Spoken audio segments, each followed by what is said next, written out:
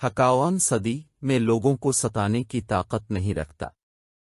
شیخ صدی رحمۃ اللہ علیہ بیان کرتے ہیں کہ مصر میں 2 امیر زادے رہتی تھے، ایک نے علم حاصل کیا اور دوسرے نے مال و دولت جمع کیا۔ آخر کار ایک زمانے کا بہت بڑا عالم بن گیا اور دوسرے کو مصر کی بادشاہت مل گئی۔ بادشاہ بننے کے بعد اس نے اس عالم کو حقارت کی نظر سے دیکھا اور کہا، میں حکومت تک پہنچ گیا اور تیری قسمت میں غربت و مسکینی آئی۔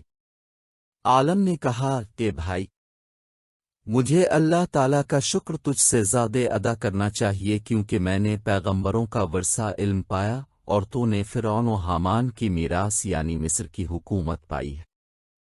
اس طرح کی مزے اور معلومات سے بھری ویڈیوز دیکھنے کے لیے ہمارا اخلاقی سبق ٹی وی سبسکرائب کریں اور گھنٹی کا بٹن دبانا مت بھولیں تاکہ ہماری نئی آنے والی سبق آموز ویڈیوز آپ کو بآسانی مل سکیں۔